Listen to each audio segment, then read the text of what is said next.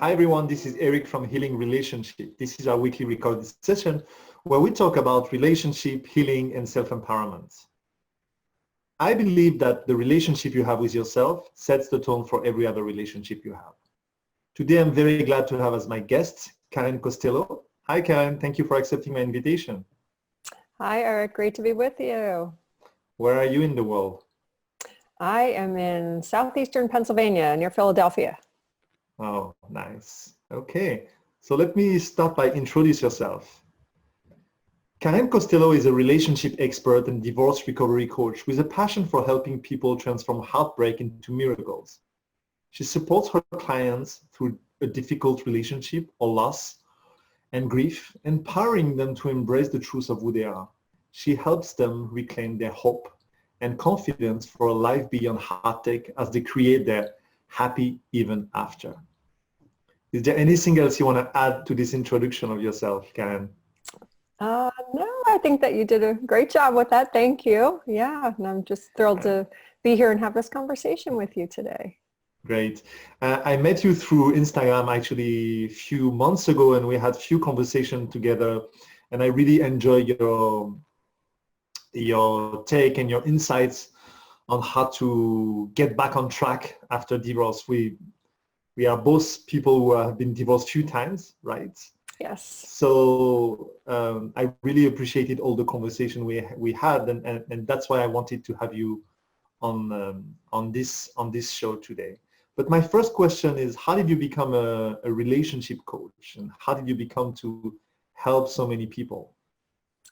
Well, it was really, going through my own divorce was the sort of the impetus for doing a lot of work on myself, which led into discovering life coaching, and it just really resonated with me.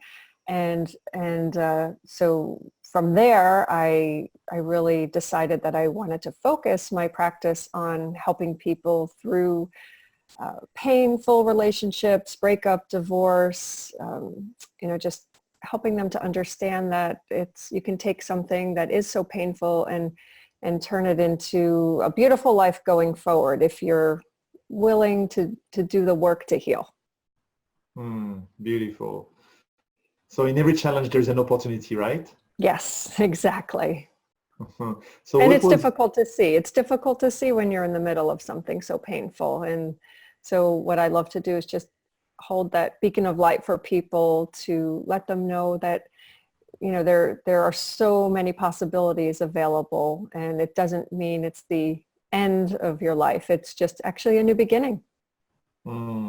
Thank you for sharing that. And thank you to remind people that, of course, in the midst of challenges and in the midst of chaos in our life, we don't see opportunities and we don't see the light, as you said, but we have to do the work, and we have to be willing to see it, that at some point it gets better, and then we start to see the nuggets of every challenges, right? Exactly. So what did you learn through the process of your own divorce?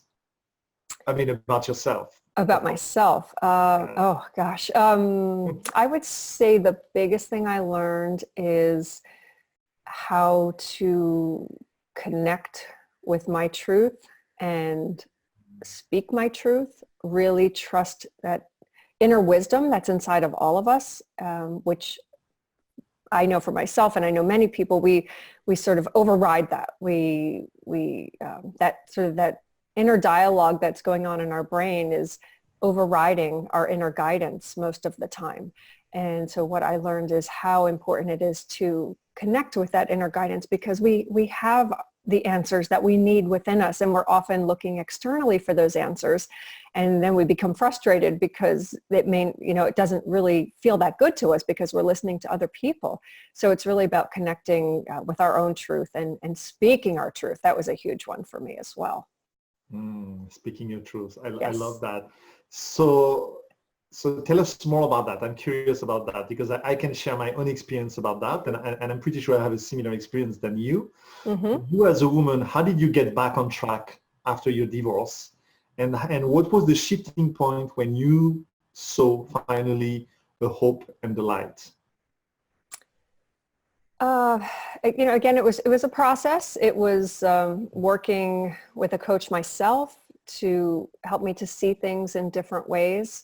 It's really that the shift in perception, being able to look at our life, look at our relationships, our behaviors in different ways, which opens up the door to so many new possibilities, because we get so sort of consumed with the way things are, and we get stuck in our patterns, and we're just, we're not able to open up to new possibilities. So just by doing a lot of healing work, you can make those shifts and see things in a different way, which is, what helps you to transform and get through these difficult situations. Absolutely. And I like that you mentioned a shift in perception. Yes. I read once a definition of what's a miracle. And I learned that the miracle is a shift in perspective, right? Yes. Once you start to see a new perspective on every situation, you start to see, wow, there are many other possibilities. And maybe I can be more flexible, I can be more open-minded, and I can look for something else in what I have been stuck most of my life, patterns, limiting belief, as you mentioned that, right? Is that your experience? Oh, definitely. Yeah. Yeah. Just a lot of those limiting beliefs, those unconscious patterns, and we don't know that they are sort of running around in our subconscious, driving our behaviors. And so one of the things I do is to help people to become aware of them. And once you're aware of these beliefs that are in the background, you can see how it's affecting your life right now. And so you don't have to be, you can make that shift. You can, change your beliefs, and that is what enables you to move forward in a much healthier and happier way. So creating awareness first. Exactly. It's all about awareness. And once you have that awareness, then you can start to make some changes, make those shifts. I love that. Thank you. And for people who are listening and maybe they are going through a breakup right now, or who have been through a breakup and still feel stuck in some patterns and still feel stuck in, the pain and the hurt that we feel when we go through those life challenges, what can we tell them to ease their pain? To ease their pain? Yeah. Well, just that there is hope. As I mentioned earlier, there is a light at the end of the very dark tunnel, and sometimes it's difficult to see that. But if you're, willing, like I said, to do some healing work, do some inner work for yourself, you can get through this, and your life could be like the most incredible experience going forward, despite whatever pain that you're feeling right now, or, the pain from your past. So do I hear you saying that we can reinvent ourselves? Yes, definitely. Definitely. I mean, we're always doing that anyway, but I think divorce, one of the gifts, which I love to look at the gifts of difficult situations. One of the gifts of divorce is you can reinvent yourself, and you can be happier than you've ever been, really. And it's difficult to see, but that's what, giving people those tools to help them to reinvent themselves and see their experience in a different way. It really helps them create that amazing future going forward. Absolutely. So I just want to share something about my own experience about divorcing, Karen, and I want your take on that. One, I started to have the self-criticizing inner dialogue, telling myself that there might be something wrong with me, that there might be something wrong in my relationship, and why do I end up a few times divorcing? And the shifting point for me was to stop that inner dialogue and to say, well, it's just your experience so far. There might be something else for you, Eric, but you don't have to identify yourself with your experience. So I almost instantly stopped identifying myself with my experience and told myself that I was perfect as I was, but Mm. that I needed to learn something from that. And then for me, that was the beginning of opening up a field of new possibilities and Mm-hmm. seeking for the opportunity that we were talking about at the beginning. So do you relate with that? Oh, most definitely. As I mentioned before, one of the most empowering things you can do is to look at the wisdom from your experience, the gifts from your experience, instead of focusing on the negative of what has happened. Try to look at the positive and see, what you've learned from this experience, because I believe that every relationship and every experience is here to teach us something. And if we don't learn from these experiences, well, you can guess what happens. We will often just repeat them in a future relationship. So, it's all here to teach us something. And again, focusing on the positive of that situation really will help you learn and grow and evolve. And then, someday when you might be ready for a new relationship, you will handle things a little bit differently and, feel more empowered in that future relationship.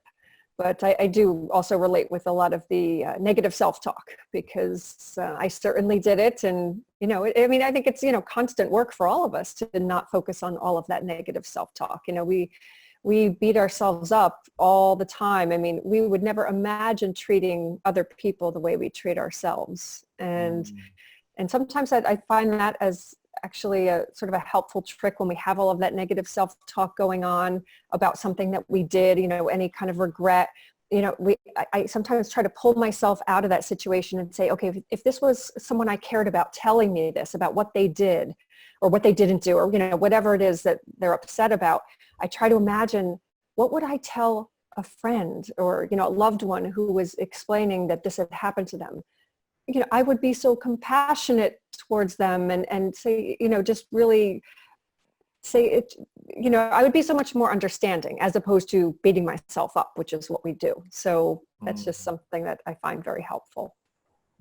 Thank you for sharing that. I think it's really important to remind people who are listening today that compassion is one of the tools and one of the key that we can use in our life. Yes. To make it easy and to soothe our pain, like because when we start to get compassionate, as we can sometimes be compassionate with others, but compassion has to start with ourselves. We Yes. really need to have this level of compassion, saying like, I'm doing my best, and my best is Mm-hmm. different from day to day. And today this is my best, and tomorrow I have another opportunity that doing better. So let's see what tomorrow brings. Right. Yeah. When we know better, we do better, right? Yeah, exactly. And also it's also, I think, what you just shared about when if we don't address the situation we are in, if we don't address our challenges, our pain and our hurt, it comes Mm-hmm. back in the next relationship, or it Yes. comes back, it can also be like in a relationship with a friend, in a relationship with family, right? Yeah. But Oh, definitely. it always come back until we are ready finally to say, okay, bring it on, pain. Tell me what exactly it's about, and I'm ready to learn, and I'm ready to step forward in my in a new realm of possibility for myself. Exactly. Yeah. And it affects even relationships you have at work as well.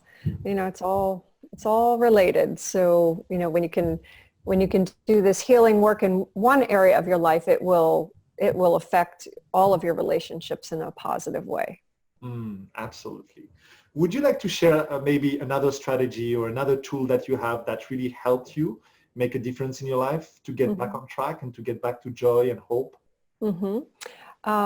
Well, you mentioned acceptance earlier, and I think that is a very key component of healing when you're going through a very painful situation. Just acceptance of what is, being in the present moment. And, so often we are beating ourselves up for whatever has happened in the past, or we are in so much fear of what could potentially happen in the future, that is what's causing so much of our anxiety.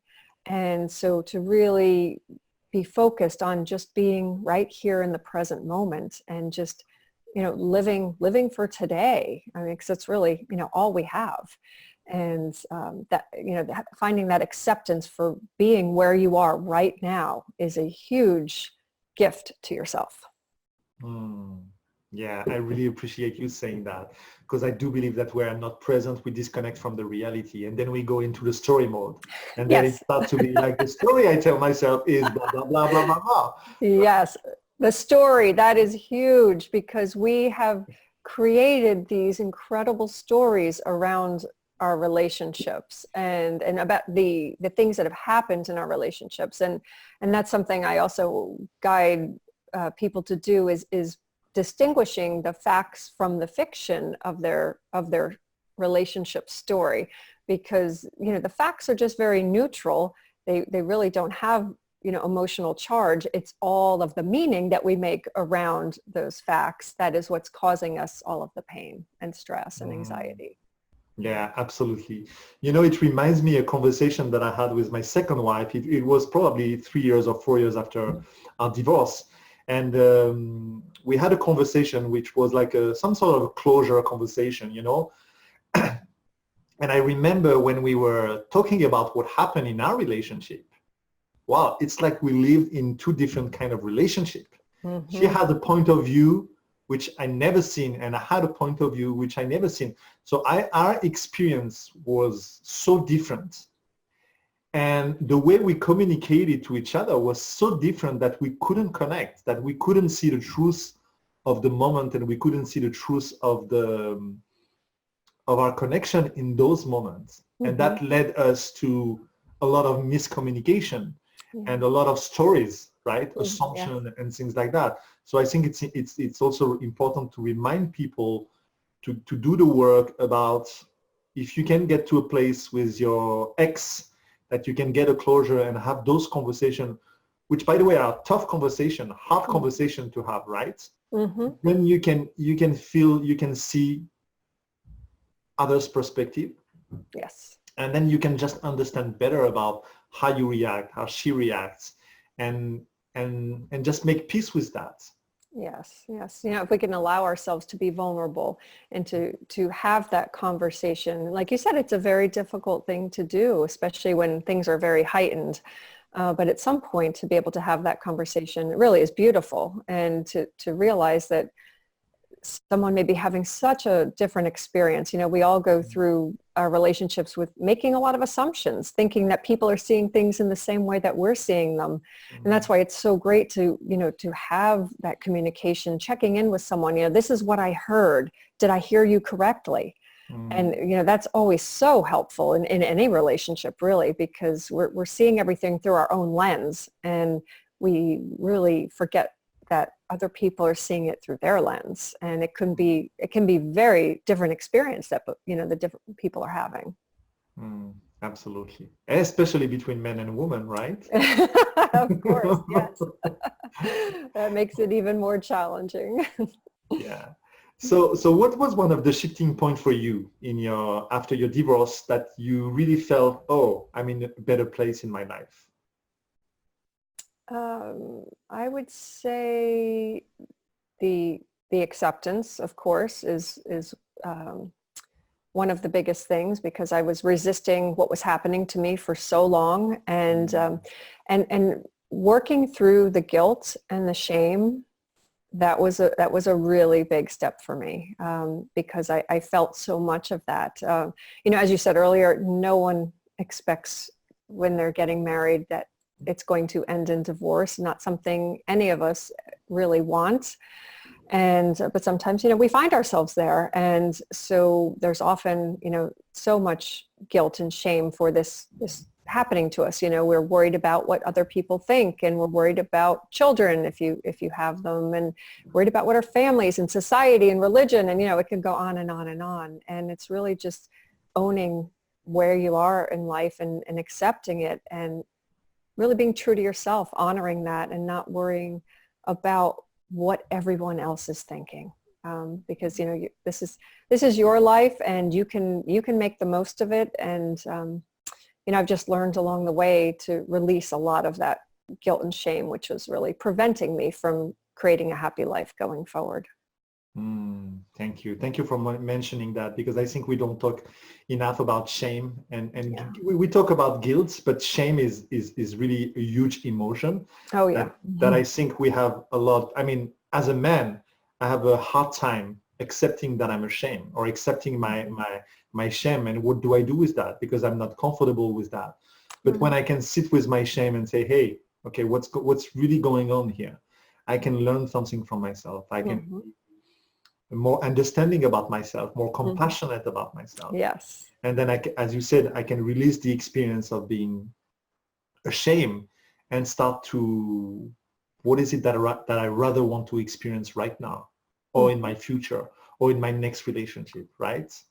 Yeah. But it's a huge emotion, and it ties to be vulnerable, of course, and it ties also, I think, to be very courageous, because what you just shared in the last part is we have to remind people that it takes some courage to look after ourselves and to look after our wounds, our pain.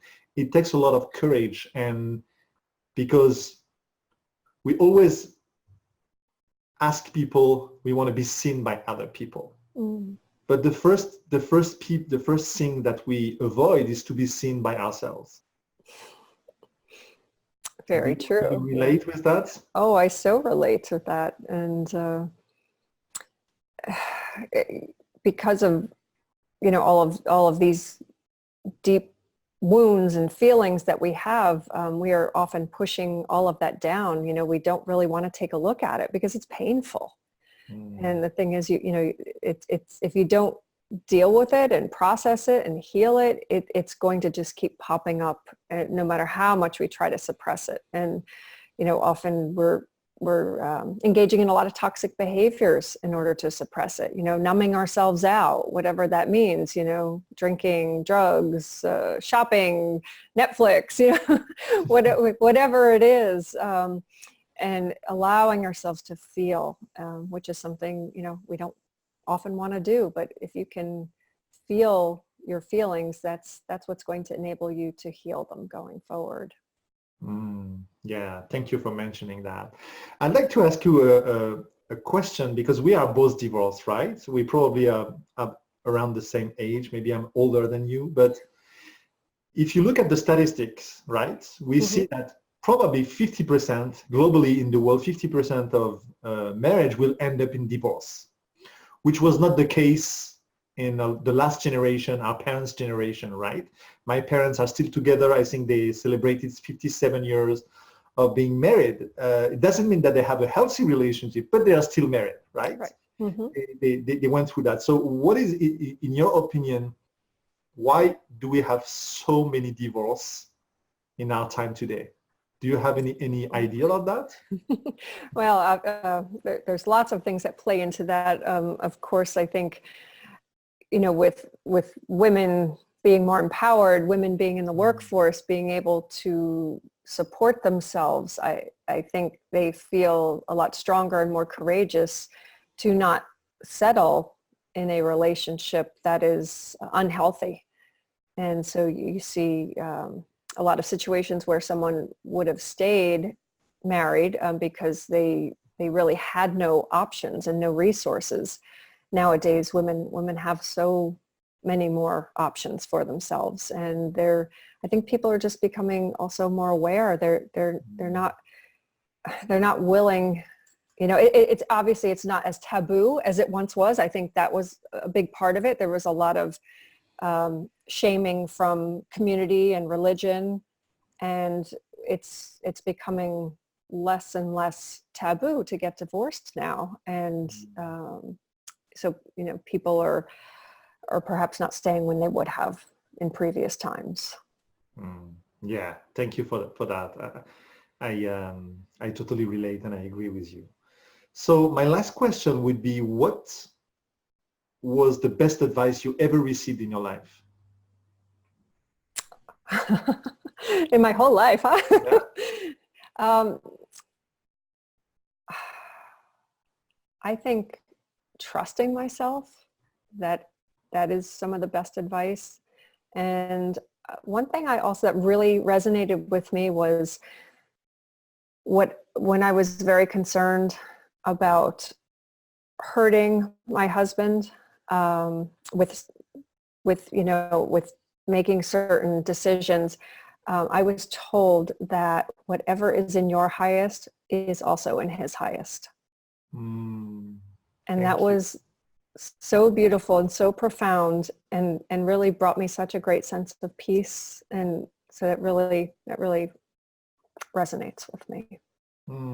Thank you for sharing that. I really appreciate that. I think it's a beautiful way to see it. Yeah, thank you for that.